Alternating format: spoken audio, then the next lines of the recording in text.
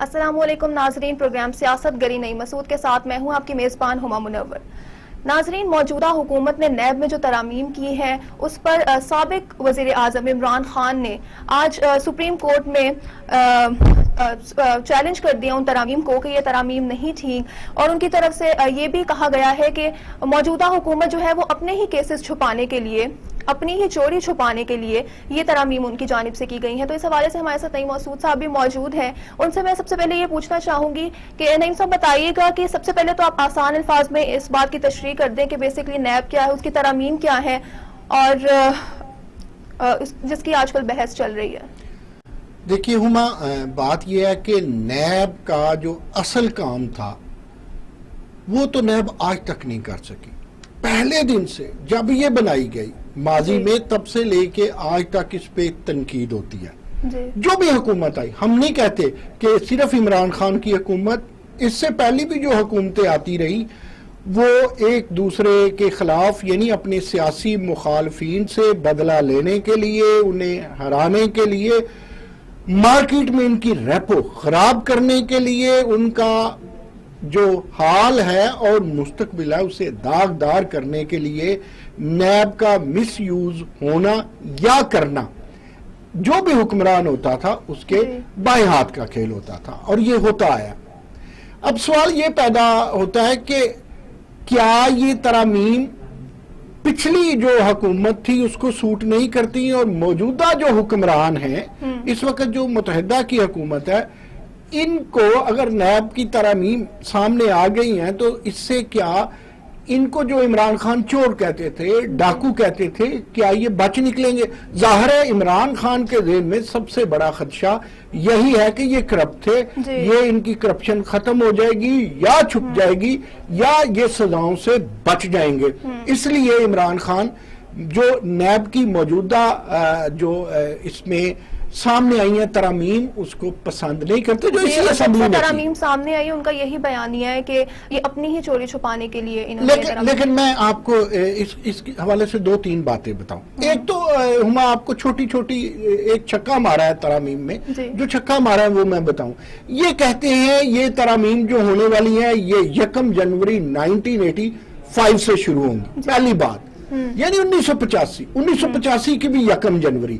ترامیم کیا ہے؟ پہلی بات کہ جو ملزم ہوگا اس کی جو جائیداد ہے وہ کنسیڈر کی جائے گی، اس کی ماں کی، بہن کی، بیٹی کی، بہو کی، جو اس نے خود ہی ان کے نام لگوائی ہوگی وہ کنسیڈر نہیں ہوگی۔ دوسری بات، ملزم اگر چاہے تو اپنی جائیداد بیچ سکتا ہے، کیس ابھی چل رہا ہے، ملزم ہے یا مجرم بن گیا ہے، یہ بعد میں ثابت ہوتا رہے گا، وہ اپنی جائیداد بیچ سکتا ہے۔ تیسری اہم بات یہ کہ جائیداد کا جو ریٹ لگے گا نا، وہ جو سلیب ریٹ ہوگا وہ لگے گا۔ یہ سلیب ریٹ کیا ہے؟ فرض کریں آپ کے پاس ایک پلاٹ ہے، اس کی 1 کروڑ روپیہ قیمت ہے، لیکن سرکاری قیمت، سرکاری ٹیکسز اس پہ لگتے ہیں 1 کروڑ روپے کی بجائے 10 لاکھ کے۔ انہوں نے کہا یہ ڈیمارکیشن ہے، یہ ٹاؤن ہے اور یہ ساتھ والا ٹاؤن ہے، یہ 2-3 ٹاؤن ہے، ان کا ایک جو کنال ہے وہ اتنے کی کنسیڈر ہوگی، چاہے وہ 10 گنا قیمت بڑی ہو، عام طور پہ وہ کمی ہوتی ہے، تو وہ سلیب ریٹ کنسیڈر ہوگا، جو کہتے ہیں نا اتنے کروڑوں کی ہے، جو ان کی ایکچول مالیت ہوگی وہ کنسیڈر نہیں ہوگی۔ اب اس کے بعد نیکسٹ بڑی اہم بات جو چھکا مارا گیا ترامیم کا، اس میں یہ تھا کہ جناب آپ اگر پکڑتے ہیں بندے کو، نیب پکڑتی ہے تو نیب پہ فرض ہوگا وہ جرم کو ثابت کرے۔ اگر نیب افیسر آئیدر کوئی ڈائریکٹر ہے، آئیدر کوئی انسپیکٹر ہے، اگر ہما وہ نہیں ثابت کر پائے گا تو اس سے ہوگا یہ کہ وہ پکڑا جائے گا۔ کون؟ جس نے ملزم کو پکڑا۔ اب نیکسٹ بات دیکھیں، یہ بڑی مزیدار ہے۔ اگر جو انسپیکٹر ہے یا تفتیشی ہے نیب کا، یا کوئی ڈائریکٹر ہے یا ڈیپٹی ڈائریکٹر ہے جو تفتیش کر رہا ہے، اگر وہ جرم ثابت نہ کر سکا، اگر وہ جس بندے کو پکڑا وہ جھوٹا خود انسپیکٹر، ڈائریکٹر واٹ ایور ہو گیا، وہ 5 سال کے لیے پس دیوارے زندہ جائے گا، جیل کی ہوا کھائے گا۔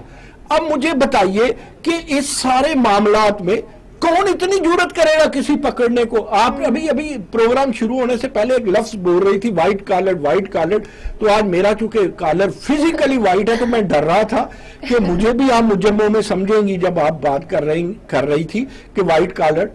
بات یہ ہے کہ وائٹ کالر وہ کام ہوتا ہے، وہ جرم ہوتا ہے جو بڑے لوگ کرتے ہیں. غریب بیچارہ تو کسی کا سائیکل اٹھا لے گا، بالکل، کسی کی مرغی اٹھا لے گا، کسی کی موٹر سائیکل اٹھا لے گا، تو وہ پکڑا بھی جائے گا، جیل میں بھی جائے گا. تو یہ جو وائٹ کالر ہے، میرے کالر کا نہیں سوچنا، تو جو وائٹ کالر لوگ ہیں وہ تو پکڑے ہی نہیں جاتے. آپ خود دیکھیے کہ جناب دے رگڑا فلاں رگڑا والیم 10 نواز شریف کا، اور ان ترامیم کے بعد ذرا ابھی ترامیم نہیں ہوئی تھی، اسی کی بات کر لیتے ہیں. ترامیم کی طرف بعد میں آتے ہیں، اس میں ایک لطیفہ بھی سنانا ہے آپ کو. اب دے رگڑا وہ رگڑا، آخر پاناما کیس میں اور اتنے بڑے ہنگامہ کیس میں جو جس کی سزا ملی سابق وزیر اعظم کو وہ اقامہ تھا، کرپشن گئی بھاڑ میں. جو بڑے لوگ ہیں وہ تو بچ جاتے ہیں، انہیں تو کوئی پرواہ نہیں ہے. تو یہ عمران خان صاحب کہتے ہیں کہ جناب، حالانکہ عمران خان پہ بھی تلوار لٹک رہی ہے. آپ کو پتا ہے وہ جو فارن فنڈنگ کا کیس ہے، فارن فنڈنگ کیس یہی ہے نا، باہر سے امداد آئی ہے، پیسے آئے ہیں، یہ وہ تلوار لٹک رہی ہے. لیکن عمران خان کے نزدیک، عمران خان کی سیاست کا محور و مرکز یہی ہے کہ یہ چور ہے، یہ ڈاکو ہیں، تو وہ تو عمران خان کی سیاست ختم ہو جائے گی. عمران خان ہائی کورٹ میں جائیں گے، چلے بھی کاٹیں گے، دعائیں بھی کروائیں گے، جلسے بھی کریں گے، کھڑاک بھی کریں گے کہ پھنسے رہیں. لیکن میں یہاں دو لطیفہ بعد میں سناتا ہوں، میں آپ کی ایک اور بات سنا دوں آپ کو. میرے ایک دوست، ان کی بیوی باہر تھے، بیرون ملک، جنہیں آپ ڈیولپ کنٹری کہتے ہیں، ان کی وہ گاڑی بیک کر رہی تھی تو سامنے والوں کے، جو ان کے سامنے والے پڑوسی تھے، ان کی باڑ میں لگ گئی. اچھا، نہ بیوی نے گھر بتایا، نہ کار کو کچھ ہوا، لیکن باڑ کو ضرور کچھ ہوا تھوڑا سا. تو اب تحقیق ہو رہی ہے، 5ویں دن ان کا دروازہ کھٹکھٹایا جاتا ہے. انویسٹیگیشن والے کہتے ہیں السلام علیکم، ہیلو ہائے، جو بھی وہ وہاں کہتے ہوں گے، تو السلام علیکم تو میں پلیوں پاتی نا. اب وہ انہوں نے کہا جی ایسے ایسے تھا، ہم 5 دن سے تفتیش کر رہے تھے، ہمارے کیمرے یہ کہہ رہے تھے، باڑ کو ہم نے دیکھا، گاڑی آپ کی ٹھیک تھی، بیگم آپ کی کو ڈرائیو کرتے اس کی آنیاں جانیاں دیکھی، لیکن کچھ نہیں ہوا. تو ہم یہ کہنے آئے ہیں کہ باڑ بھی ٹھیک ہے، پڑوسن بھی ٹھیک ہے، پڑوسی بھی ٹھیک ہے، گاڑی بھی ٹھیک ہے، آپ کی بیگم بھی ٹھیک ہے. ہم نے 5 دن تفتیش کی. اگر پہلے دن ہی بیگم صاحبہ نو چک لیندے تو ہماری یہ تھانے دار بن گئے تھے نا. تھانے دار کو میرے طرح پتلے سے، باریک سے، کالے سے منہ والے جو کئی پولیس والے ہوتے ہیں نا، شکل سے ہی وہ لگتا ہے کہ بس یہ نہیں چھوڑیں گے، تو ان طرح نیب بن گئی تھی. میں ایک بات اور بتا دوں، ہمارے ایک وائس چانسلر کو، سابق وائس چانسلر کو پکڑ لیا نیب نے. تو اس کا ایک ینگ 72-73 ایئر اولڈ کو سفید باریش اسے کہتا ہے میں آپ کو تھپڑ ماروں تو پورے لاہور میں گونج جائے گی. لیکن بعد میں وہ سال بعد بندہ بری ہو گیا، اور اس نے کہا یار آپ میرے بیٹی کی عمر ہوئے ہو، جب مجھے مجرم بنا لو گے پھر تھپڑ نہیں بے شک گولی مار دینا. تو وہ بعد میں بری ہو گئے. تو ہماری نیب بھی اس قدر سکھا شاہی کرتی تھی کہ میں تو کہتا ہوں نیب کو ختم کرو. یہ عدالتیں کس لیے ہیں؟ ہماری عدالتیں آتی ہیں دنیا میں 128ویں نمبر پہ، اور ہمارے چیف جسٹس کی طاقت کو دیکھا جائے تو وہ جو طاقتور ترین شخصیات ہیں ان میں وہ ٹاپ میں آتے ہیں. اب ذرا غور کریں نا کہ one of the top most impactful person وہ ہمارے چیف جسٹس آ جاتے ہیں عدالت عظمیٰ کے. تو اتنی عدالتیں کبھی بنا کرتی تھی اینٹی ٹیررسٹ کورٹ، کبھی special court, anti corruption court. تو ان سب کورٹس کو کس لیے رکھا ہے اگر نیب بنانی ہے تو؟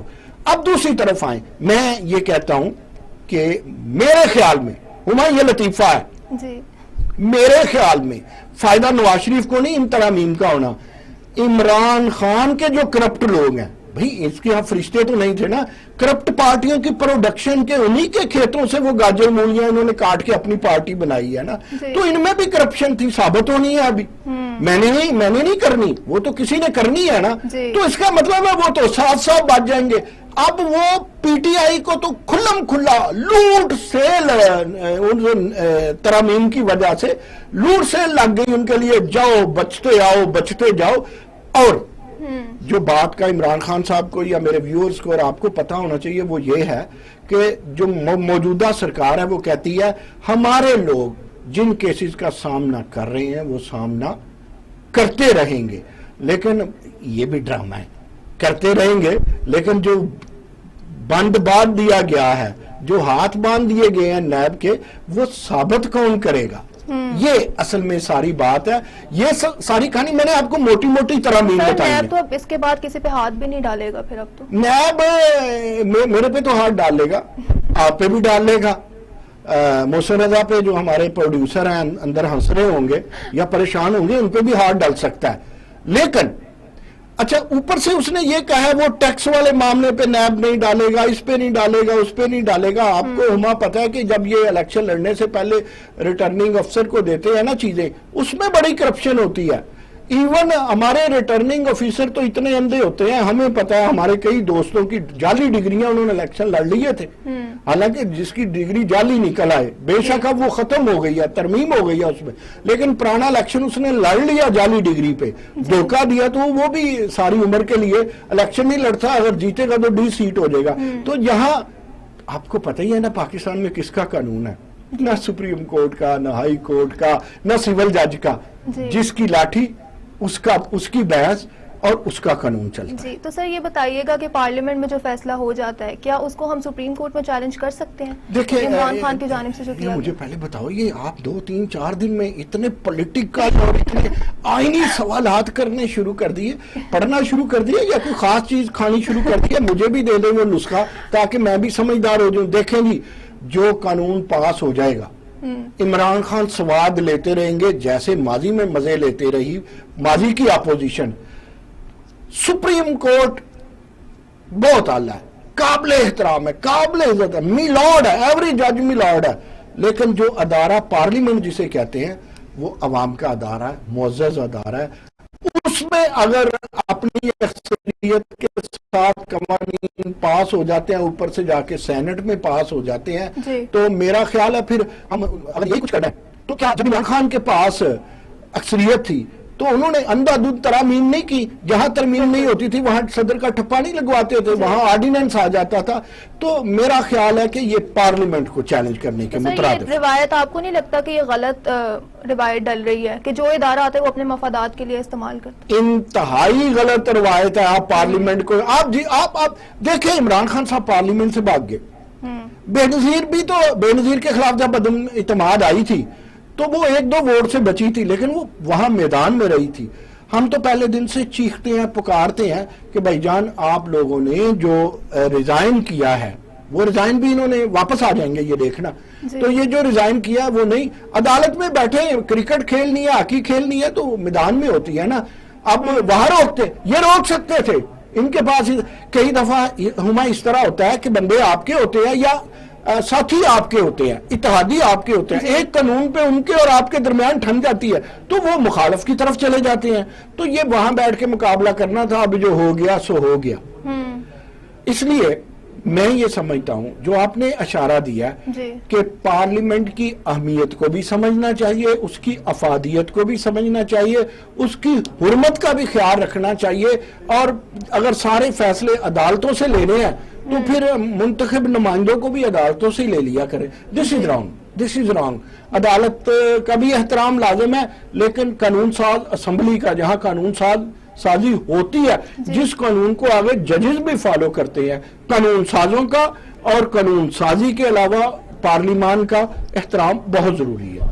جی تو میں نہیں اس میں مانتا کہ آپ ان معاملات میں یا ایسے معاملات میں جس میں آپ کی اپنی مرضی کا سودا نہ ہوا ہو تو آپ اس کی طرف جائیں۔ لیکن ایک بات اور بھی تو عمران خان کر رہے ہیں، وہ آپ کے سپر ٹیکس کے متعلق شاید آپ کا سوال بھی تھا کہ وہ جو سپر ٹیکس ہے جس پہ ہم نے کل ڈسکس کیا، اس کے لیے بھی عدالت میں جا رہے ہیں۔ تو اس میں تو سپر ٹیکس آپ کو پتہ ہے نا، ہمارے کل ایک دوست نے کہا کہ سپر ٹیکس کا اردو ترجمہ جو ہے وہ نہیں اردو ہی تھا، لیکن تھا وہ نیگیٹو، وہ تھا بتا لینا۔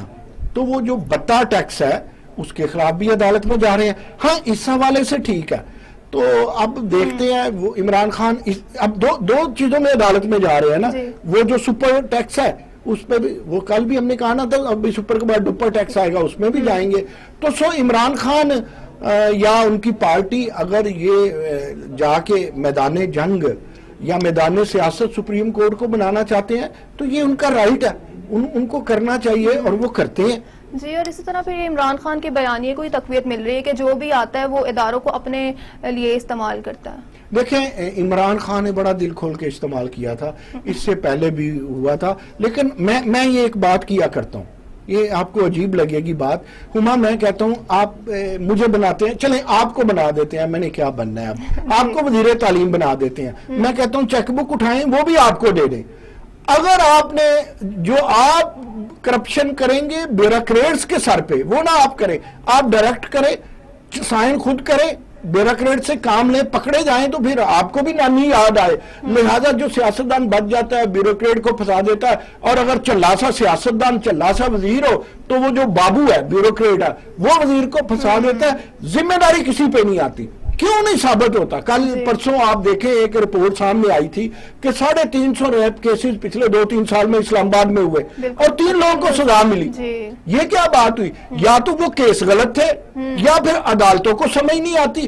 عدالتیں اپنی جگہ کہتی ہیں ہم نے قانون کو, شہادتوں کو, ان کو دیکھنا ہے, ان میں ترامیم کریں بھائی, کم از کم تفتیش تو ٹھیک کریں. ایک خاتون جاتی ہے یا کوئی جاتا ہے, وہ کہتے ہیں میری حرمت کی پامالی ہوئی ہے, تو پھر وہاں تو آپ دیکھیں آپ کے کیپٹل سٹی میں اسلام آباد کے کیسز تھے نا 332 اس سے زائد.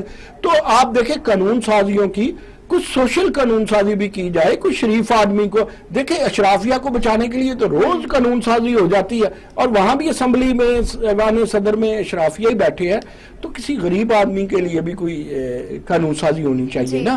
اچھا سر, دوسری جانب 10 جون کو جو بجٹ پیش کیا گیا تھا اس کے مطابق جو تھا کہ تنخواہ دار طبقے کو ریلیف دیا گیا تھا, لیکن اب IMF نے دوبارہ وہ ریلیف جو ہے وہ ختم کر دیا ہے, تو دوبارہ عوام پسنے لگی ہے. دیکھیں IMF نے کہا کہ 400 ارب آپ مزید کریں, یعنی اگر وہ اس میں ڈالے 7,000 تھا کم و بیش, میں فگر آپ کو بتاتا ہوں, اگر 7,000 تھا تو انہوں نے کہا 7,400 کریں. اگر 70 روپے تھا فرض کرے تو انہوں نے کہا 7400 روپے جو ہے نا وہ کریں. تو اب یہ جو 400 ارب ہے یہ کیسے نکال رہی ہے حکومت, کیسی جادوگری کر رہی ہے. جو 6 لاکھ تک تنخواہ ہے وہ دیکھیں 7 سلیب بنائے ہیں حکومت نے تنخواہ دار طبقے کے. ان 7 میں یہ ہے, پہلا تو یہ ہے 6 لاکھ تک جن کی سالانہ تنخواہ ہے اس کے لیے کوئی ان کے جو ہے وہ نہیں ہوگا ان پہ ٹیکس. پھر جن کی 12 لاکھ ہے ان کے لیے تھوڑا سا ٹیکس ہے, اور وہ تقریباً 2.5 ہے, وہ بڑا تھوڑا سا بنتا ہے. پھر جس کی 24 لاکھ تک سالانہ ہے اس کے لیے کم و بیش بنتا ہے کوئی 15,000 فکس کر دیا.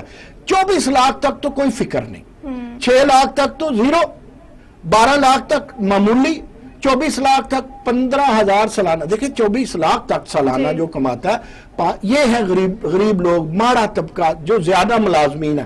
اب 24 لاکھ سے اوپر آپ 36 لاکھ تک جاتے ہیں, آپ کے سالانہ جو آپ تنخواہ ڈرا کرواتے ہیں وہ سال میں بن جاتی ہے 24 سے لے کے 36 لاکھ تک. پھر کم و بیش 1,60,000 روپیہ آپ کو دینی پڑتی ہے.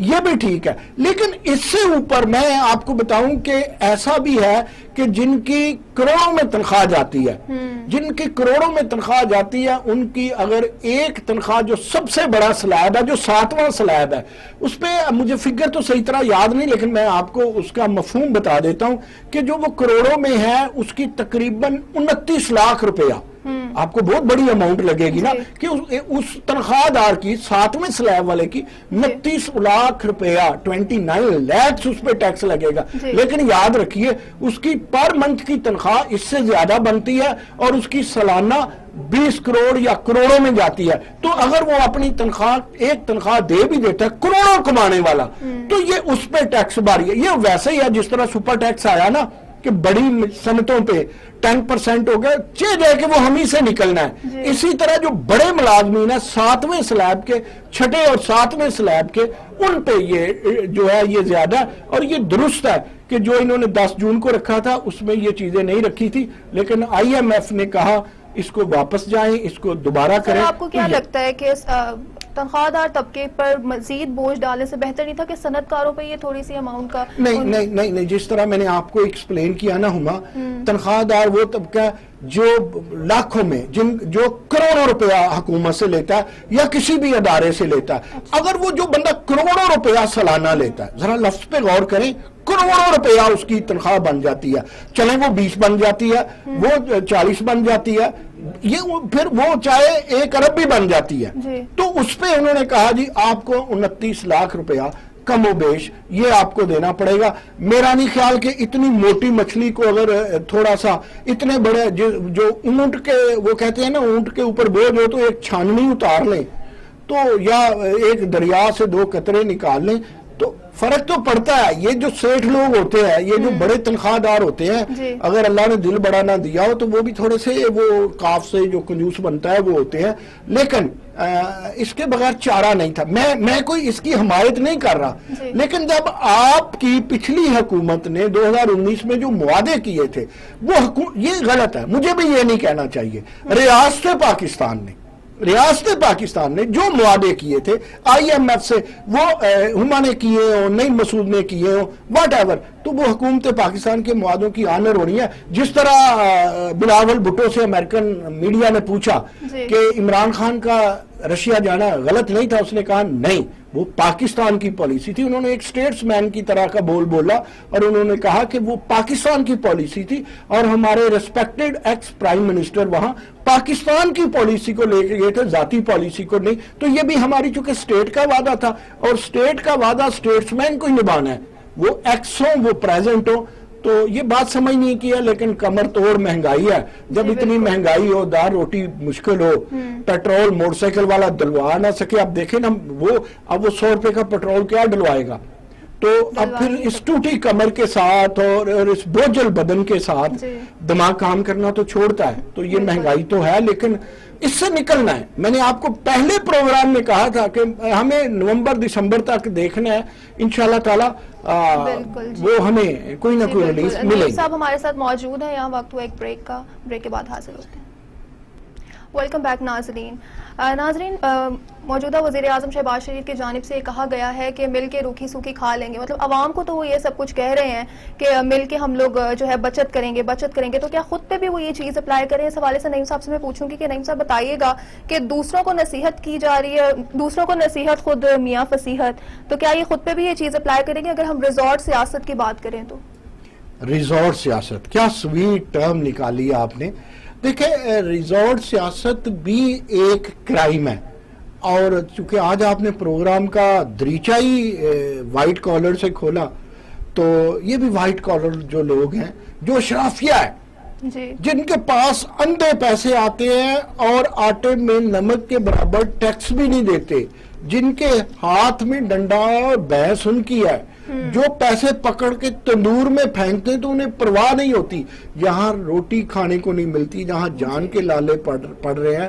کرونا سے لے کے اب تک آپ دیکھیں ہمارے ہاں بہت سارے سفید پوش لوگ مقروض ہو گئے. ابھی عید الاضحیٰ آ رہی ہے, اس پہ آپ دیکھیے گا کہ لوگوں کے پاس قربانی نہیں ہوگی اور وہ اپنے بچوں سے ڈرتے ہوئے اپنی سفید پوشی کا برم رکھتے ہوئے قربانی خریدیں گے, کئی نہیں خریدیں گے. ابھی آپ نے مثال دی جس کی لاٹھی اس کی بھینس, تو آپ کو نہیں لگتا کہ ساری بھینسیں ان کی اب تو لاٹھی, یہ ساری بحثیں پورا واڑا ہی ہے دا جی.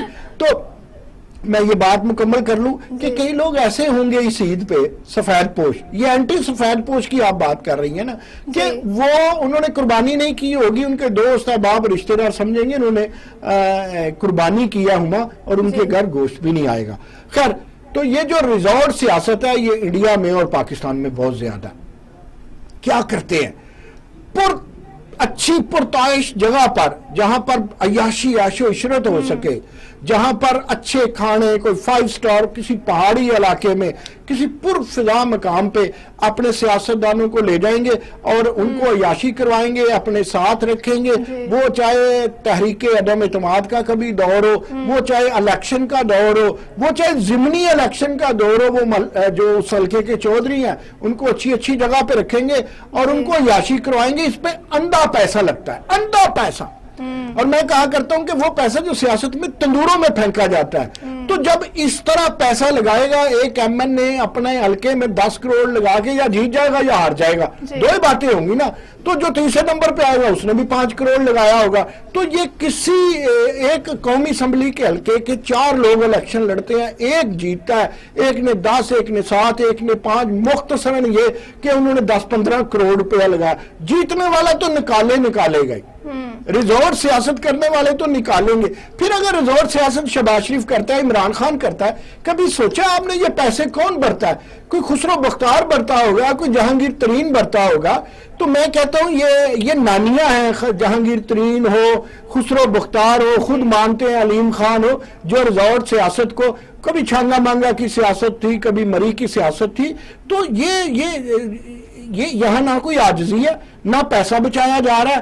یہ وہ پیسہ ہے جو آپ یوں سمجھے کہ تندور میں پھینک دیتے ہیں. ریزورٹ سیاست والے کبھی بیدار مغز ہو ہی نہیں سکتے اور کبھی ان کی معیشت ٹھیک ہو نہیں سکتی, کیونکہ ان کی سوچ ایسی ہے. معیشت کا تعلق سائنس اینڈ ٹیکنالوجی کا تعلق, سہولتوں کا تعلق, سماجیات کو بہتر کرنے کا تعلق بیدار مغزی سے, ذہن سے, انسانی حقوق سے. تو یہ عیاشی والے لوگ انسانی حقوق کا کہاں خیال رکھتے ہیں؟ ہما چھوڑے کیا دکھتی رکھ پہ آپ نے ہاتھ رکھ دیا. آپ مجھے بتائیں کہ اسحار رانا کو لینا تھا, وہ آئے ہیں کہ نہیں آئے؟ جی ان سے رابطہ کرنے کی بھی کوشش کر رہے ہیں. اسحار رانا سے رابطہ جب تک نہیں ہوتا جی تو میں ایک بات آپ کو بتاؤں, یہ جو آپ نے ہما ریزورٹ سیاست کی بات کی ہے یہ نیچے تک سرایت کر گئی ہے, ضلع کونسل کے الیکشنوں میں بھی. اس کے علاوہ یہ جو صوبائی الیکشن ہے, پھر پارلیمنٹ کے اندر یا صوبائی اسمبلیوں کے اندر جو الیکشن ہے ان میں بھی ریزورٹ الیکشن. جی سر, اسحار رانا ہمارے ساتھ اس ٹائم موجود ہیں. السلام علیکم سر. سر آپ ہمیں سن پا رہے ہیں؟ اسحار رانا صاحب آپ کو ہماری آواز آ رہی ہے؟ میرا خیال ہے ان سے دوبارہ رابطہ کرنے کی کوشش کرتے ہیں. جی اسحار رانا صاحب ہماری آواز آ رہی ہے آپ کو؟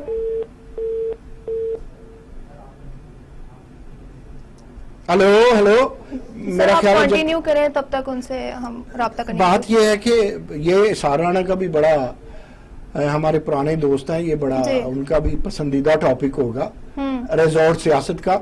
تو ریزورٹ سیاست میں میں یہ عرض کر رہا تھا کہ جب آپ اتنا پیسہ انویسٹ کر دیں گے, آپ سیاست کو خدمت سے نکال کر کے آپ بیچ چوراہے میں رکھ کے اسے بزنس بنا دیں گے, آپ کہیں گے جی ہم الیکشن میں انویسٹ کر رہے ہیں, تو یہی ریزورٹ سیاست ہے نا. تو اس طرح عیاشی کرنے والا کبھی عوام کا خیر خواہ نہ حکومت ہو سکتی ہے, نہ ان کی یہ کوئی عوام پسند کوئی جو ہے وہ پالیسی ہو سکتی ہے.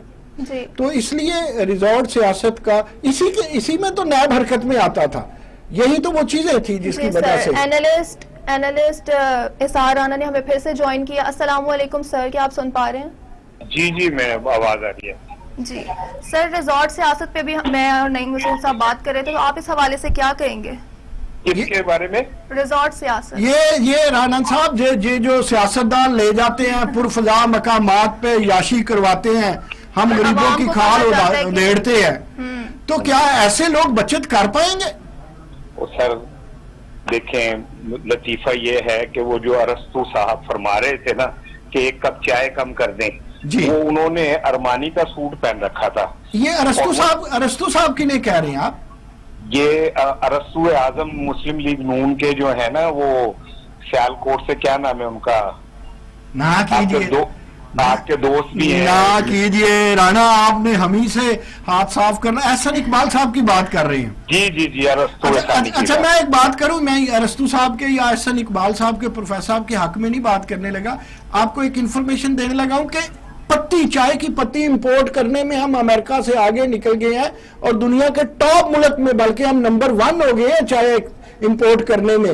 تو جس طرح ہم امپورٹڈ حکومت کو پسند نہیں کرتے تو امپورٹڈ. فرمائیے. آپ میری بات سن لیجئے. جی فرمائیے. ٹائم تھوڑا ہے اور مجھے آپ تھوڑا سا وقت آپ نے دینا ہے. سارا وقت آپ کا. بالکل, آپ بالکل ٹھیک کہہ رہے ہیں کہ چائے کی پتی امپورٹ کرنے میں ہم امریکہ سے بھی آگے ہیں, لیکن ہم منی لانڈرنگ میں دنیا میں سب سے آگے ہیں. ہمارا وزیر اعظم جو ہے نا اسے جج کہتا ہے کہ بھائی ملزم کہاں ہے، تو وہ وکیل کہتا ہے کہ سر وہ جو جن پہ 12 ارب روپے کا منی لانڈرنگ کا الزام ہے سر وہ وزیر اعظم کا حلف اٹھانے گئے تھے، ٹھیک ہے نا، تو ہم منی لانڈرنگ میں بھی سب سے آگے ہیں. صحیح. اور دوسری بات یہ کہ چائے کی امپورٹ میں نہیں ہم آگے، خالی ہم 6 بلین کا ایڈیبل آئل بھی منگواتے ہیں، کھانے والا تیل، اور خالی ہم ایڈیبل آئل میں نہیں آگے، ہم 4 ارب کی دالیں بھی منگواتے ہیں. اور یہ ہم خالی دالوں میں ہی نہیں آگے، ہم اپنے کتوں کی خوراک اور اپنے بلیوں کی خوراک بھی جو منگواتے ہیں نا وہ اس خطے میں سب سے زیادہ ہم امپورٹ کرتے ہیں. تو ہم ایک ایسی قوم ہے جو ایکچولی ہم قوم تو نہیں ہے، خیر یہاں پہ 2-3 طرح کی کلاسز ہیں. ایک ایلیٹ کلاس ہے جو رولنگ کلاس ہے، جس نے نون لیگ میں بھی اسی نے حکومت کرنی ہے، پیپلز پارٹی میں بھی اسی نے کرنی ہے، پی ٹی آئی میں بھی اسی نے کرنی ہے.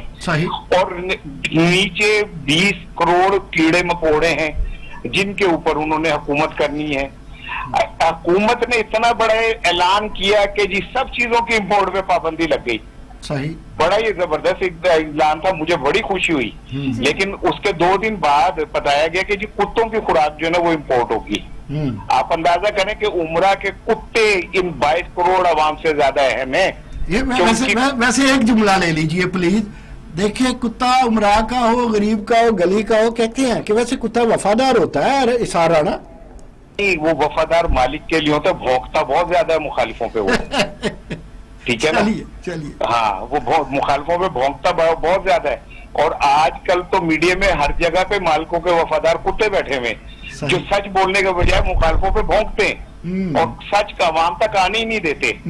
وہ کچھ پالتو ہیں پی ٹی آئی کے، کچھ پالتو ہیں نون لیگ کے، ٹھیک ہے نا، اور وہ اتنا بھونکتے ہیں کہ اصل مسئلہ ہی دب کے رہ جاتا ہے.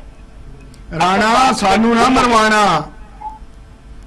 ہی ہوئے گا زیادہ زیادہ یار. پروفیسر حلال دی کمائی کھانا ہے، محنت کرتے ہو، ملتان جا رہے ہو، کبھی مظفر آباد جا رہے ہو 2 روٹیوں کے لیے، حلال کی روٹی کے لیے. تمہارا کسی نے کیا بگاڑ لینا ہے یار؟ ہمارا کسی نے کیا بگاڑ لینا ہے؟ ہم تو فاقہ مست لوگ ہیں، ہم سے کیا کوئی لے لے گا؟ یہ ایک اشارہ نا ایک سوال ہما سے لے لیجئے. ہما نے ایک سوال آپ کے لیے پالا ہوا تھا کہ آپ آئیں گے تو تنخواہوں کے حوالے سے. اظہار رانا صاحب ابھی آپ نے کہا کہ پاکستان جو ہے 6 ارب کا تیل امپورٹ کرتے ہیں، تو 6 ارب کا جو وہ تیل امپورٹ کرتے ہیں آپ کو نہیں لگتا کہ وہ حکومت جو ہے اپنے کانوں میں ہی ڈال کر بیٹھی ہے اور عوام اس میں پستی ہے؟ دیکھیں ہما بات پتہ کیا ہے، اس قوم کا المیہ یہ ہے کہ آج آپ نہ کیبل بند کر دیں یہ باں کر اٹھتے ہیں، ٹھیک ہے نا. ہم وہ قوم ہیں جو اتنے سہل پسند ہو چکے ہیں، اتنے آرام پسند ہو چکے ہیں کہ من حیث القوم ہم ریئیکٹ کر ہی نہیں سکتے. ٹھیک ہے، مجھے یہ بتائیں کہ اگر حکومت ایک فیصلہ کرتی ہے کہ جی 9 بجے آپ بازار بند کر دیں، ٹھیک ہے، میں تھوڑی بہت دنیا پھرا ہوں، مختلف دنیا کے ممالک کے اندر ایک ٹائم ہے 8 بجے 9 بجے جب بازار بند ہو جاتے ہیں تو کوئی دکان نہیں کھلی ہوتی. آپ نے کوئی چیز لینی ہے تو وہاں پہ وہ لگے ہوتے ہیں، آپ نے وہ پیسے ڈالے اور وہ آپ نے سافٹ ڈرنک لے لیا، وٹ ایور جو بھی ہے. لیکن ویسے وہ قوم ریئیکٹ کرتی ہے، اپنی قوم کے ساتھ کھڑے ہوتے ہیں. یہاں پہ جو ایلیٹ کلاس ہے اور پھر سیمی ایلیٹ کلاس ہے، انہوں نے اس ملک کے ساتھ صرف اتنا طے کیا ہوا ہے کہ اس کا خون نچوڑنا ہے، اپنے ناخنوں سے اس کا گوشت نوچنا ہے. انہوں نے یہ طے کیا ہوا لبرٹی مارکیٹ میں صرف ٹیکس لگانے کے لیے ایک دفعہ کوشش ہوئی، پوری لبرٹی مارکیٹ بند ہو گئی. بھائی تم پورے بلے جو مرضی بیچو، جتنا مرضی مہنگا بیچو، تم پہ اگر ٹیکس لگے گا تو تم بند کر دو گے. اور پھر دوسری بات یہ ہے کہ اللہ کا کر کی ایک شریعت ہے ہما کہ ہمیشہ ویسے حکمران ملتے ہیں جیسی قوم ہوتی ہے. بالکل. جتنے حدیث مبارکہ ہے وہ میں سن رہا تھا ڈاکٹر اسرار صاحب کا کہ اس میں انہوں نے کہا کہ 4 نشانیاں ہیں منافقین کی. اچھا آپ ذرا دیکھیں کہ وہ پاکستانی قوم پہ لاگو ہوتی ہیں یا نہیں. جھوٹے ہوں گے، منافق ہوں گے، خیانت امانت میں خیانت کریں گے، ٹھیک ہے, اس کے بعد وہ سچ کے خلاف, سچ کے حق میں نہیں کھڑے ہوں گے. جی سر, ہمارے سوال کی وجہ ہی یہ ہے کہ ہم لوگوں نے جو ہے دین کے راستے کو چھوڑ دیا ہوا ہے. اسار مجھے یہ بتائیے گا کہ 10 تاریخ کو 10 جون کو جو بجٹ آتا ہے اس میں تنخواہوں میں بڑا ریلیف تھا, سلیب 7 تھے, سلیب گو اب بھی 7 ہے, پہلے 4 سلیب پہ 24 لاکھ پر اتنا ٹیکس نہیں ہے, لیکن آخری 3 سلیب پہ ٹیکس 29 لاکھ تک جاتا ہے. تو یہ کیا بات ہے کہ ایک طرف ہمیں جو گورکھ دھندا ہے وہ اعداد و شمار کا سنا دیا اور ٹیکس ابھی بھی, یہ کوئی روز ہی ایک منی بجٹ آئے گا, آپ کس طرح دیکھ رہے ہیں؟ بات یہ ہے کہ یہ بات کڑوی بہت ہے نہیں بھائی, ہم بیسیکلی دیوالیہ ہو چکے ہیں. صحیح, اخلاقی جرت نہیں ہے ہمیں ماننے کی. اب ہوئے ہیں یا پہلے کے ہوئے ہیں؟ یعنی آپ کا خیال ہے پچھلی حکومت سے دیوالیہ چلے آ رہے ہیں؟ دیکھیں, وقت کرتا ہے پرورش برسوں, حادثے بے سبب نہیں ہوتے. اگر عمران خان کے 3.5 سال دیوالیہ پن کی وجہ سے ہیں تو ان 35 سالوں کا حساب کون دے گا جو پیپلز پارٹی اور نون لیگ نے اکٹھے انجوائے کیے؟ وہ سیاستدان تو اسی میں پی ٹی آئی میں آگے تھے نا رانا, وہ سیاستدان 35 سال والے پی ٹی آئی میں ہی تھے سوائے عمران خان کے. سر میں بالکل آپ ٹھیک کہہ رہے ہیں, لیکن بدقسمتی سے یہ کہ جو چور ڈاکو تھے نا بڑے والے, وہ اس کے ساتھ الائنس نہیں کر سکے. ایک ڈاکو جا کے برطانیہ بیٹھ گیا, ایک ڈاکو فوج کے پاس جا کے بیٹھ گیا, 2 ڈاکو زرداری اور انہوں نے ڈیل کر لی. ادروائز مجھے بتائیں عمران پہ الزام کیا تھا؟ مہنگائی کا. کس وجہ سے اتارا اسے؟ صاحب بہت شکریہ. پروگرام معذرت کے ساتھ پروگرام کا وقت جو ہے اپنے اختتام کو پہنچا ہے. نعیم مسعود صاحب آپ کا بھی بہت شکریہ, آپ ہمارے ساتھ موجود تھے. ناظرین اسی کے ساتھ پروگرام کا وقت اختتام کو پہنچا. حاضر ہوں گے ایک نئے پروگرام کے ساتھ, تب تک کے لیے خدا حافظ.